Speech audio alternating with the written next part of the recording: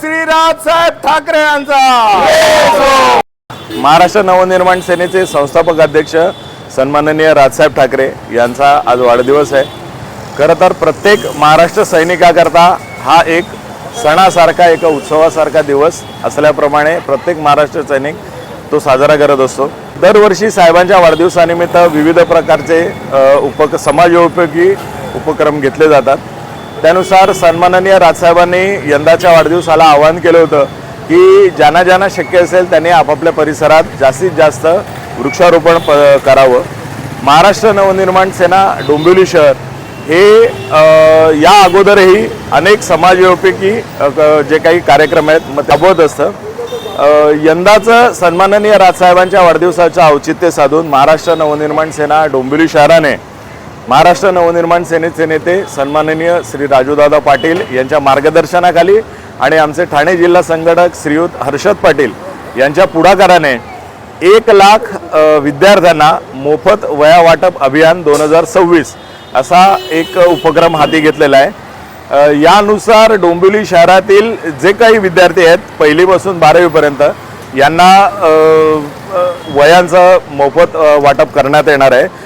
डोंबिवलीचं जे ग्रामदैवत आहे श्री गणेश मंदिर संस्थान इथे जाऊन आता आम्ही सन्माननीय श्री राजसाहेब यांना उत्तम आरोग्य उदंड आयुष्य लाभो असं गाणं आणि तो वह्या वाटपाचा जो कार्यक्रम आज आम्ही सुरुवात करत आहोत या सर्व कार्यक्रमाला उत्तम प्रकारे यश मिळो असं आम्ही गाणं आज श्रींच्या चरणी घालणार आहोत। सन्माननीय राजसाहेब ठाकरे यांचा आज वाढदिवसानिमित्त सन्माननीय राजूदादा यांच्या मार्गदर्शनाखाली सन्माननीय हर्षददादा पाटील यांच्या संकल्पनेने आज आपण 1 लाख वह्या वाटप विद्यार्थ्यांना करत आहोत।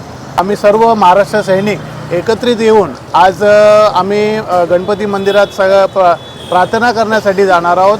कल्याण ग्रामीण डोंबिवली शहर आणि इतर सर्व पदाधिकारी आम्ही एकत्रित असून आज जल्लोषाचा दिवस आहे तो आम्ही आज साजरा करणार आहे। सन्माननीय राजसाहेब ठाकरे यांना सर्वप्रथम वाढदिवसाच्या खूप खूप शुभेच्छा देते महिला सेनेतर्फे आणि डोंबिवली शहरातर्फे।